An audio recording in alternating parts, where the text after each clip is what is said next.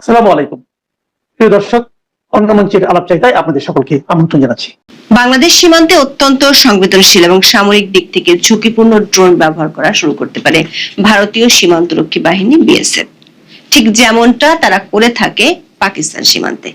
এতদিন বিএসএফ বাংলাদেশ সীমান্তে অনুপ্রবেশ এবং চোরাচালান রোধ করতে নেত্রা, সুইস কিংবা নিনজার মতো ভারতের তৈরি ছোট, হালকা এবং সহজে বহনযোগ্য মাইক্রো বা মিনি ড্রোন ব্যবহার করে আসছিল। কিন্তু পশ্চিমবঙ্গে বিজেপি সরকার গঠনের পর এবার সীমান্ত জুড়ে কৌশলগত ও গভীর নজরদারি চালু করতে ইসরায়েলের তৈরি রুস্তম ও সার্টারের মতো ড্রোন ব্যবহার করা হতে পারে। এক্ষেত্রে ভারতীয় সেনাবাহিনীর জন্য বিশেষভাবে তৈরি করা কৃত্রিম মেধাভিত্তিক ড্রোন কালভৈরবও যুক্ত করা হতে পারে। প্রশ্ন হলো, ভারত সরকার বাংলাদেশ সীমান্তে এতটা যুদ্ধংদেহী মনোভাব নিয়ে নিরাপত্তা ব্যবস্থা জোরদার করছে কেন? অন্যদিকে পশ্চিমবঙ্গে অবৈধ অনুপ্রবেশের অভিযোগে আটক বাংলাদেশি ও রোহিঙ্গা নাগরিকদের নিজ দেশে ফেরত পাঠানোর প্রক্রিয়া আরো সংগঠিত করতে রাজ্যের প্রতিটি জেলায় হোল্ডিং সেন্টার গড়ে তোলার উদ্যোগ নিয়েছে বিজেপি নেতৃত্বাধীন পশ্চিমবঙ্গ সরকার। অবৈধ বাংলাদেশিদের ধরে এসব হোল্ডিং সেন্টার বা আটক শিবিরে রাখা হবে। ভারতের অন্যান্য রাজ্যেও এ ধরনের হোল্ডিং সেন্টার গড়া হয়েছে গত এক বছরে, তবে পশ্চিমবঙ্গে এই উদ্যোগ প্রথম নেওয়া হলো। পশ্চিমবঙ্গের রাজ্য সরকারের এই সিদ্ধান্তের পরদিনই উত্তর চব্বিশ পরগনার বসিরহাটের হাকিমপুর সীমান্তে তৈরি হয়েছে অস্বাভাবিক পরিস্থিতি। সেখানকার সীমান্তে দেশে ফেরার আশায় সেখানে জড়ো হয়েছে শতাধিক বাংলাদেশি। বিস্তারিত জানতে চলুন যাওয়া যাক বিশ্লেষণে। এতদিন পাকিস্তান ও বাংলাদেশ সীমান্তে ভারতের নিরাপত্তা ব্যবস্থা ছিল সম্পূর্ণ ভিন্ন। দুই সীমান্তের ভূপ্রকৃতি, রাজনৈতিক সম্পর্ক এবং ভারত যে ধরনের ঝুঁকির মুখোমুখি হতো তার উপর ভিত্তি করে ভারত সরকার দুই সীমান্তে ভিন্ন কৌশল, ভিন্ন সমরাস্ত্র এবং ভিন্ন মাত্রার কড়াকড়ি আরোপ করত। দুই সীমান্তে ভারতের বর্ডার সিকিউরিটি ফোর্স বা বিএসএফ নির্দিষ্ট কিছু মডেলের দেশীয় ও আমদানিকৃত ড্রোন এবং অ্যান্টি ড্রোন সিস্টেম ব্যবহার করে আসছে। ভারত সরকার বর্তমানে দুই সীমান্তে স্মার্ট বর্ডার প্রকল্প বাস্তবায়ন করছে। সংবাদ সংস্থা পিটিআই লিখেছে, এই স্মার্ট বর্ডার প্রকল্পে প্রযুক্তি, ড্রোন, রাডার এবং স্মার্ট ক্যামেরা ব্যবহার করা হবে, যা একটি দুর্ভেদ্য সীমান্ত তৈরি করতে সাহায্য করবে। বিডি নিউজ 24 এর খবরে বলা হয়েছে, বাংলাদেশ ও পাকিস্তানের সঙ্গে থাকা 6000 কিলোমিটার সীমান্তকে সম্পূর্ণ দুর্ভেদ্য করতে স্মার্ট নিরাপত্তা গ্রিড বা স্মার্ট ওয়াল নির্মাণের ঘোষণা দিয়েছে দেশটির কেন্দ্রীয় স্বরাষ্ট্রমন্ত্রী অমিত শাহ। অমিত শাহ সম্প্রতি দেশটির সীমান্তরক্ষী বাহিনীর এক অনুষ্ঠানে এই ঘোষণা দিয়েছেন। স্মার্ট নিরাপত্তা গ্রিড বা স্মার্ট ওয়াল হলো অত্যাধুনিক প্রযুক্তির সমন্বয়ে গড়ে তোলা এমন এক সমন্বিত সীমান্ত প্রতিরক্ষা ব্যবস্থা যা কৃত্রিম বুদ্ধিমত্তা বা এআই, সেন্সর এবং আধুনিক যোগাযোগ প্রযুক্তির নেটওয়ার্ক। এটি কোনো একক প্রযুক্তি নয়, বরং অনেকগুলো আধুনিক প্রযুক্তির এমন শক্তিশালী নেটওয়ার্ক যা 24 ঘন্টা সীমান্তের উপর নজরদারি করে।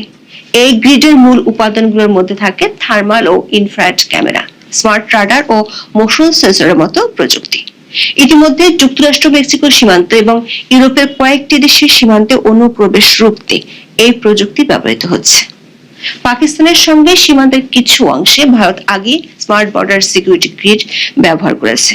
এই প্রকল্পের আওতায় ভারতের মহাকাশ গবেষণা সংস্থা আইএসআর এর সহায়তায় বিশেষভাবে তৈরি ড্রোন মাউন্টেড রাডার সিস্টেম যুক্ত করা হচ্ছে, যা কুয়াশা, বৃষ্টি বা ঘুটঘুটে অন্ধকারেও দুই সীমান্তের যে কোনো অবৈধ নড়াচড়া রিয়েল টাইমে বিএসএফ কন্ট্রোল রুমে পৌঁছে দেয়। পাকিস্তান সীমান্ত তুলনামূলক বেশি ঝুঁকিপূর্ণ হয়। এখানে ভারী এবং অত্যন্ত আধুনিক যুদ্ধংদেহী ও নজরদারি ড্রোন ব্যবহার করা হয়। এর একটি নাম হলো হিরান। এটি ইসরায়েল থেকে কেনা একটি অত্যন্ত শক্তিশালী এবং দীর্ঘ সময় আকাশে উঠতে সক্ষম একটি ড্রোন। এটি পাকিস্তান সীমান্ত জুড়ে কৌশলগত ও গভীর নজরদারির জন্য ব্যবহৃত হয়।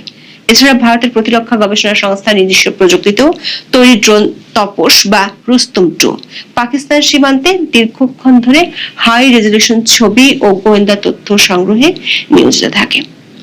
ইসরায়েলের তৈরি সার্টার ড্রোনটি প্রতিকূল আবহাওয়ায় এবং রাতে পাকিস্তান সীমান্তে নিখুঁত নজরদারি চালাতে ব্যবহৃত হয়। এই সীমান্তে চোরাচালান রোধে বিশেষ করে পাঞ্জাব সীমান্তে বাজ আক নামে একটি বিশেষ কাউন্টার ড্রোন সিস্টেম ব্যবহার করা হয়। এটি দিয়ে পাকিস্তান থেকে আসা চোরাচালানি ট্রেনগুলোকে মাঝ আকাশে জ্যাম বা ধ্বংস করে দেয়। অন্যদিকে বাংলাদেশ সীমান্তে এতদিন অবৈধ অনুপ্রবেশ এবং চোরাচালান রোধ করতে মূলত ভারতের তৈরি ছোট, হালকা এবং সহজে বহনযোগ্য মাইক্রো বা মিনি ড্রোন ব্যবহার করা হতো। যেমন হালকা কোয়াডকপ্টার ড্রোন, নেত্রা ও ট্যাকটিক্যাল ড্রোন সুইচ ব্যবহার করা হচ্ছে। এছাড়া ইমার্জেন্সি নজরদারির জন্য নিনজা ড্রোন ব্যবহার করা হয়। সূত্রগুলো বলছে, পাকিস্তান সীমান্তে যে ধরনের সামরিক ড্রোন ব্যবহার করা হয় সেগুলো এখন থেকে বাংলাদেশ সীমান্তে ব্যবহার করা হবে। দুই সীমান্তের জন্য ভারত সরকার নতুন একটি ড্রোন তৈরিরও উদ্যোগ নিয়েছে। ভারতীয় সেনার বহরে সামিল হতে চলা পাইলটবিহীন এই ড্রোনটির সাংকেতিক নাম হলো কালভৈরব। এর নকশা তৈরি করেছে বেঙ্গালুরুর flying West defence and aerospace বা FWODA। সম্প্রতি একটি বিবৃতিতে বেসরকারি প্রতিরক্ষা সংস্থাটি জানিয়েছে, কালভৈরব এর বাণিজ্যিক উৎপাদন হবে পর্তুগালে। পর্তুগালের ওই সংস্থাটির নাম স্কেচ পিক্সেল LDA। চতুর্থ প্রজন্মের মার্কিন লড়াকু জেফ F-16 যাদের তৈরি যন্ত্রাংশ ব্যবহার করা হচ্ছে। ভারতীয় সামরিক সরঞ্জাম নির্মাণের ইতিহাসে এই ঘটনা প্রথম। কালভৈরব মাঝারি উচ্চতায় 30 ঘন্টা ভেসে থেকে 3000 কিলোমিটার উঠতে পারে। সাথে 5 কেজি বিস্ফোরকও বহন করতে পারে কালভৈরব। মূলত একসঙ্গে ঝাঁক বেঁধে হামলা চালিয়ে শত্রুকে ছত্রভঙ্গ করে দেওয়ার উদ্দেশ্যে এর নকশা তৈরি করেছে বেঙ্গালুরুর সংস্থাটি। পশ্চিমবঙ্গ সহ বাংলাদেশের সীমান্ত অঞ্চলগুলোর নির্বাচনে বিজেপি একচেটিয়াভাবে জেতার পর সীমান্তে শুধু কড়াকড়ি আরোপ করেছে, সাথে নিচ্ছে এমন যুদ্ধংদেহী মনোভাব। প্রশ্ন হলো কেন? দেশের কেন্দ্রীয় স্বরাষ্ট্রমন্ত্রী অমিত শাহ মনে করেন, বর্তমান পরিস্থিতিতে শুধু প্রচলিত পদ্ধতির উপর নির্ভর করে সীমান্তের নিরাপত্তা বজায় রাখা সম্ভব নয়। সেই কারণে আধুনিক প্রযুক্তিকে কাজে লাগিয়ে সীমান্ত পাহারায় নতুন কাঠামো তৈরি করছে ভারত। সে কারণে নির্বাচনের আগে দেওয়া ঘোষণা অনুযায়ী এরই মধ্যে বাংলাদেশ সীমান্তে কাঁটাতারের বেড়া দেওয়ার জন্য পশ্চিমবঙ্গ সরকার BSF এর কাছে জমি হস্তান্তর প্রক্রিয়া শুরু করেছে। শিলিগুড়িতে 120 একর জমি দিয়েছে, সাথে চালু করেছে ডিটেক্ট ডিলেট ডিপোর্ট নীতি। মানে ভারতে বাংলাদেশ থেকে অবৈধ অনুপ্রবেশকারীদের ধরে পুলিশ BSF এর কাছে হস্তান্তর করবে, BSF তাদের তুলে দিবে বাংলাদেশের সীমান্তরক্ষী বাহিনী BGBর কাছে। অভিযানে যেসব অবৈধ অনুপ্রবেশকারী বিশেষ করে বাংলাদেশি ও রোহিঙ্গারা ধরা পড়বে তাদের আটক রাখার জন্য পশ্চিমবঙ্গের প্রতিটি জেলায় হোল্ডিং সেন্টার বা আটক শিবির তৈরির নির্দেশ দিয়েছে পশ্চিমবঙ্গ সরকার। জেল থেকে সাজার মেয়াদ শেষে ছাড়া পাওয়া যেসব বিদেশি নাগরিকরা নিজ দেশে প্রত্যর্পিত হওয়ার জন্য অপেক্ষায় রয়েছেন তাদেরও ওই সব হোল্ডিং সেন্টারে রাখা হবে। BBC বাংলার খবরে বলা হয়েছে, গত সপ্তাহের শেষে রাজ্য পুলিশের কাছে পাঠানো একটি সরকারি নোটে নির্দেশ দেওয়া হয়েছে, বেআইনিভাবে দেশে বসবাসরত বাংলাদেশি ও রোহিঙ্গাদের প্রত্যর্পণ পদ্ধতি সংক্রান্ত যে নির্দেশ গত বছর কেন্দ্রীয় স্বরাষ্ট্র মন্ত্রণালয় দিয়েছিল সেই পদ্ধতি মেনে প্রতিটি জেলায় আটক হওয়া বিদেশিদের জন্য হোল্ডিং সেন্টার করতে হবে। কেন্দ্রীয় স্বরাষ্ট্র মন্ত্রণালয়ের ওই নির্দেশ মেনে ভারতের অন্য অনেক রাজ্যে হোল্ডিং সেন্টার গড়ে তোলা হয়েছে। সেখানে বাংলাদেশি এবং রোহিঙ্গা যারা অবৈধভাবে ভারতে বসবাস করছেন বলে সন্দেহ এমন অনেক মানুষকে আটক করে রাখা হয়। কালার কণ্ঠের এক খবরে বলা হয়েছে, পশ্চিমবঙ্গের রাজ্য সরকারের ঘোষণার 24 ঘন্টা না পেরোতেই অনুপ্রবেশকারী সন্দেহে 12 বাংলাদেশিকে হোল্ডিং সেন্টারে আটক রাখা হয়েছে। মুর্শিদাবাদ ও মালদা এলাকায় চালুকৃত হোল্ডিং সেন্টারগুলোতে তাদের রাখা হয়েছে। 25 মে মালদার ইংরেজবাজার হোল্ডিং সেন্টারে আপাতত রাখা হয়েছে 9 বাংলাদেশিকে। আটকদের গাজল এলাকা থেকে চিহ্নিত করা হয়েছে। সন্দেহভাজন 9 বাংলাদেশের মধ্যে 3 জন মহিলা ও 6টি শিশু রয়েছে। এর আগে সোমবার সকালে মুর্শিদাবাদের সন্দেহভাজন 3 বাংলাদেশিকে আটকের খবর পাওয়া গেছে। এদেরকে লালগোলার পদ্মা ভবনের 3 তলায় চালু হওয়া হোল্ডিং সেন্টারে রাখা হয়েছে। BBC বাংলার খবরে বলা হয়েছে, পুশব্যাকের প্রথম ধাপই হলো এই হোল্ডিং সেন্টার। এদিকে এই হোল্ডিং সেন্টার চালুর খবর চাওয়া হওয়ার পর থেকে উত্তর 24 পরগনার বসিরহাটের হাকিমপুর সীমান্তে তৈরি হয়েছে অস্বাভাবিক পরিস্থিতি। গ্রেপ্তার এড়াতে বাংলাদেশে ফিরে যাওয়ার উদ্দেশ্যে ওই সীমান্তে জড়ো হয়েছেন শত শত মানুষ। চ্যানেল 24 এর খবরে বলা হয়েছে, 25 মে থেকে মূলত হাকিমপুর সীমান্তে বাংলাদেশে যাওয়ার জন্য অনুপ্রবেশকারীদের ভিড় দেখা গেছে। বাংলা নিউজের খবরে বলা হয়েছে, বাংলাদেশে ফেরার অনুমতি পেতে BSF এর চেকপোস্টের সামনে ট্রলি, ব্যাগপত্র এবং নারী ও শিশু সহ অপেক্ষা করছেন তারা। সীমান্ত এলাকায় কেউ প্লাস্টিক পেতে বসে আছেন, কেউ আবার লাইনে দাঁড়িয়ে রয়েছেন। একই দৃশ্য দেখা গিয়েছিল সোমবারও। সীমান্ত সংলগ্ন একটি ছাউনিতে প্রায় 100 জন বাংলাদেশি জড়ো হয়েছিলেন। বাইরে অপেক্ষায় ছিলেন আরো 30 থেকে 40 জন। এ বিষয়ে পশ্চিমবঙ্গের মুখ্যমন্ত্রী শুভেন্দু অধিকারীকে প্রশ্ন করেছিলেন সাংবাদিকরা। উত্তরে তিনি বলেছেন, জলদি জলদি ভাগো। দর্শক, জলদি জলদি ভাগো নীতির সাথে বাংলাদেশ সীমান্তে সবচেয়ে হাই প্রোফাইল ড্রোন জড়ো করতে যাচ্ছে ভারত সরকার। পরিকল্পনা হলো নিরাপত্তার জন্য পুরোপুরি অত্যাধুনিক যুদ্ধ সরঞ্জাম দিয়ে ভারতের চিকেন স্নেকের নিকটবর্তী সীমান্তকে মুড়ে ফেলা। এরই মধ্যে এসব এলাকায় পরিত্যক্ত 5টি বিমান ঘাঁটিকে সচল করা হয়েছে, এমনকি ভারতের ক্ষেপণাস্ত্র এনে মহড়াও দেওয়া হয়েছে। এখন পাকিস্তান সীমান্তের মতো হাই প্রোফাইল এআই ড্রোন যুক্ত করা হবে বহরে। সূত্রগুলো বলছে, দুটি খবর ভারত সরকারকে ভাবিয়ে তুলেছে।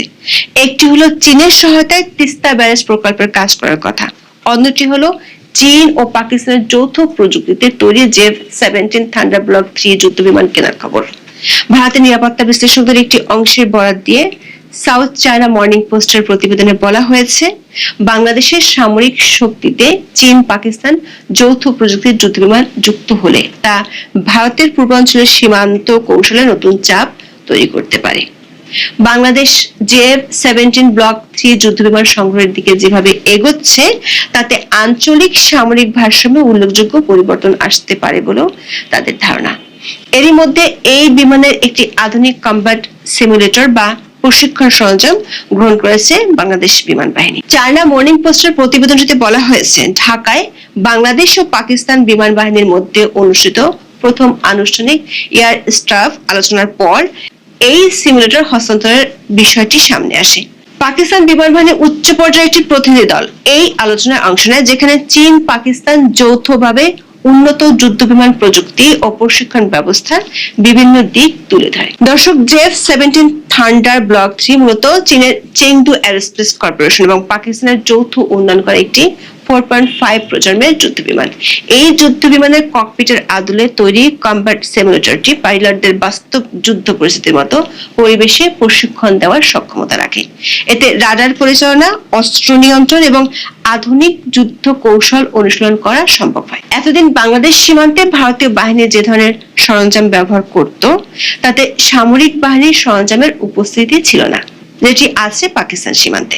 বাংলাদেশ সীমান্তে নিরাপত্তা নিয়ে ভারত যে নীতিগত সিদ্ধান্তে ব্যাপক পরিবর্তন আনার প্রক্রিয়া শুরু করেছে, তাতে সীমান্তে যে কোনো সময় উত্তেজনা ছড়ার আশঙ্কা বাড়ছে, এমনটাই মনে করেন বিশেষজ্ঞরা। এখন এ পর্যন্ত। ভারতের প্রধানমন্ত্রী নরেন্দ্র মোদী কি আঞ্চলিক রাজনীতির খেলায় নামলেন?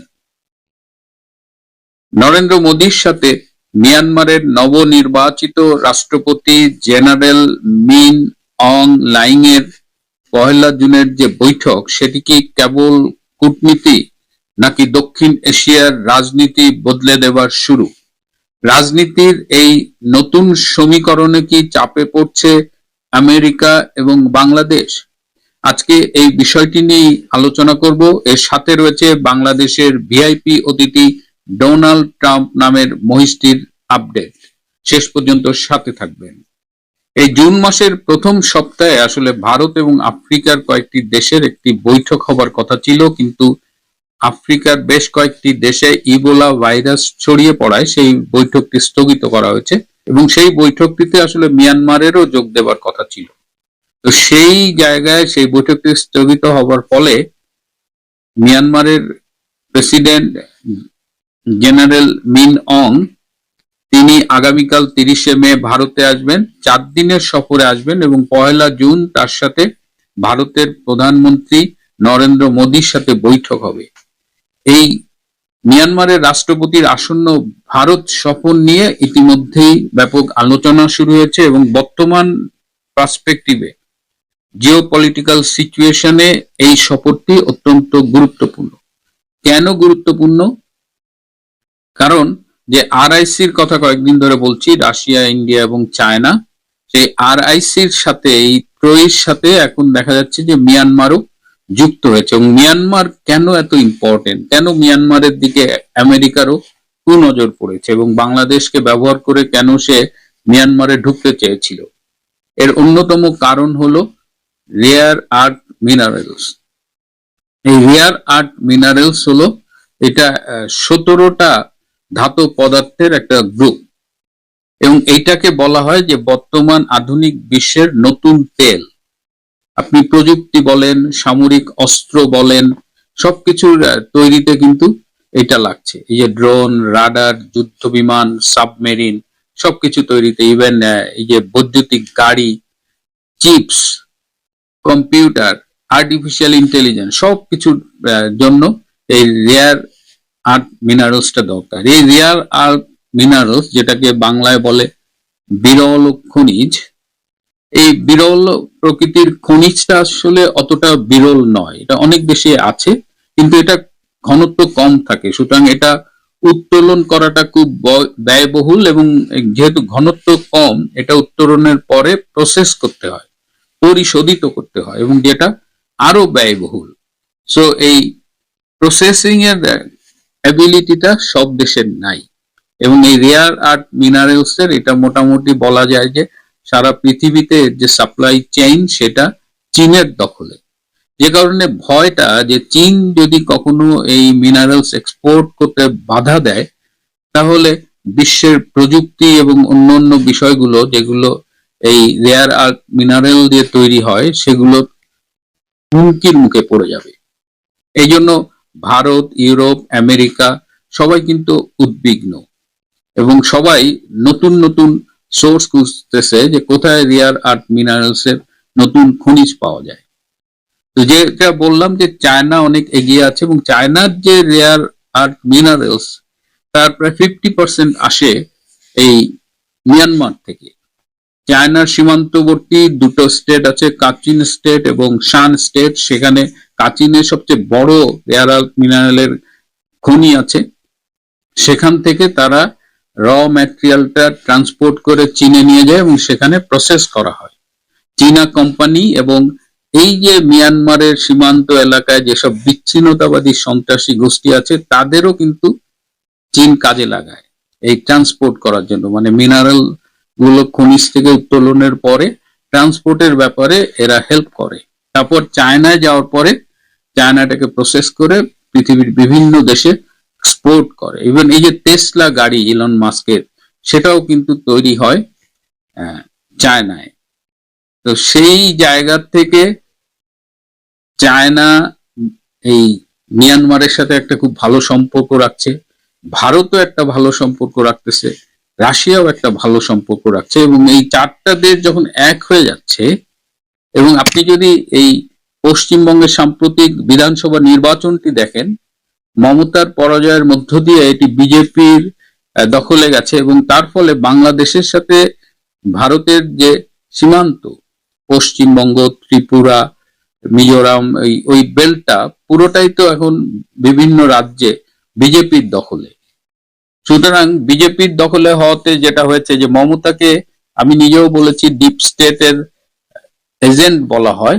তো এর ফলে সীমান্ত বরাবর আমেরিকার যে অ্যাক্সেসটা ছিল, বা আমেরিকার দোসর যারা আছে বাংলাদেশে, তাদের যে পশ্চিমবঙ্গ দিয়ে যে অ্যাক্সেসটা ছিল, সেটা কিন্তু বন্ধ হয়ে গেছে। সুতরাং এখন এই অঞ্চলে আমেরিকার বাংলাদেশ ছাড়া আর কোনো মিত্র নেই। শুধুমাত্র বাংলাদেশকে নিয়ে আমেরিকা আসলে কতদূর যেতে পারবে, এবং এই বাকি চারটি দেশ যদি এক হয়ে যায়, জিওপলিটিক্যাল রাজনীতির যে নতুন সমীকরণটা হবে, সেটা বাংলাদেশ এবং আমেরিকার উপরে কতটা চাপ সৃষ্টি করবে।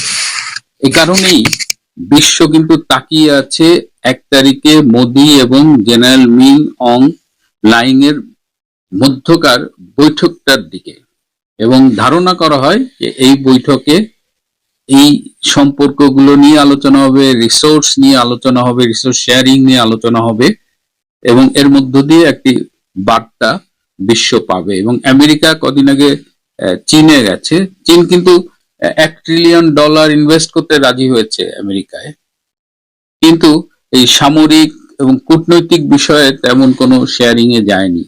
ভারতেও মার্কো রুবি চলে গেলেন, সেখানেও কিন্তু একটা বিশ্বাস অবিশ্বাসের ব্যাপার রয়েই গেছে, যে ভারতে আমেরিকা ইনভেস্ট করবে, ভারত আমেরিকান ইকুইপমেন্টস কিনবে, সমরাস্ত্র কিনবে, সব ঠিক আছে, কিন্তু যখনই এই সামরিক এবং কূটনৈতিক কৌশলের বিষয়গুলো আসে, তখন কিন্তু সেখানে খুব স্পষ্ট কোনো সুসংবাদ আমরা আমেরিকার পক্ষে পেতে দিই না। সুতরাং 1 জুন যে মিটিংটা হবে এবং আমেরিকার সাথে দাসত্ব করতে গিয়ে বাংলাদেশও কিন্তু বেশ চাপের মুখে পড়েছে। বিগত সরকার, শেখ হাসিনার সরকার যেমন পররাষ্ট্র নীতিতে বিশ্বাস করতেন, সব দেশের সাথে বন্ধুত্ব, কারোর সাথে শত্রুতা নয়, এবং তার সরকারের সময় কিন্তু আমেরিকা বাংলাদেশে প্রচুর ব্যবসা করেছে, কিন্তু কোন দেশের কাছে তিনি দাসত্বের বা গোলামির চুক্তি সই করেননি, যেটা বাংলাদেশ আমেরিকার কাছে করেছে। এখন আমেরিকার দাস হয়ে বাংলাদেশ এই পরিবর্তিত জিওপলিটিক্যাল সিচুয়েশনে কোথায় থাকবে, এটা আসলে দেখতে হবে। এবার আমাদের ভিআইপি মহিষ ডোনাল্ড ট্রাম্পের আপডেট। ডোনাল্ড ট্রাম্পকে জাতীয় চিড়িয়াখানা আনা হয়েছে এবং যার ফলে মিরপুরের এই চিড়িয়াখানায় প্রচুর দর্শনার্থী আসতেছে। যেটা সমস্যা হয়েছে যে মহিষরা সাধারণত পানির ভেতরে থাকতে পছন্দ করে, কিন্তু সেখানে সেরকম জলাশয় নেই, তাকে পানির ভেতরে রাখা যাচ্ছে না। 2 ঘন্টা পর পর তার গায়ে পানি ঢেলে দিচ্ছে হামিদ নামের একজন চিড়িয়াখানার কর্মচারী। তো অচিরেই তার জন্য একটা ছোট জলাধার বা জলাশয় বানানোর চেষ্টা করা হচ্ছে। আর প্রতিদিন কিছুক্ষণ পর পর আমেরিকান এম্বাসি থেকে এই ডোনাল্ড ট্রাম্পের খোঁজ নেওয়া হচ্ছে। ডোনাল্ড ট্রাম্পকে দেখতে এসে বিভিন্ন মানুষ নানান মজাদার উক্তি করছে, আবার কিছু কিছু দর্শক লাঠি দিয়ে ডোনাল্ড ট্রাম্পকে খোঁচানোর চেষ্টা করছে। মহিষটার যে ভাবভঙ্গি এখন ট্রাম্পের মতো, ওই যে দেখেন এখন ট্রাম্পের মতোই সে তাকায় আছে। ট্রাম্পের মতো আসলে কোনো দিক দিয়ে দেখতে না, আর অপমান আসলে ট্রাম্পের নাম দেওয়া। শুনলাম যে ওকে নাকি আবার নিয়েও যেতে পারে আমেরিকায়। আসলে আমাদের আসলে মেইনলি এখানে আসার কথা ছিল না, বাট হঠাৎ সাডেনলি প্ল্যান হয়ে গেছে যে আসি আমরা একটু ডোনাল্ড ট্রাম্পকে দেখে যাই। সো কল্ড ভালোই, মানে আর কি একদমই ডোনাল্ড ট্রাম্পের মতোই দেখতে, প্রায় অলমোস্ট, মানে খুবই কমেডি ব্যাপার স্যাপার চলতেছে। প্রিয় বন্ধুরা, আজ এ পর্যন্ত।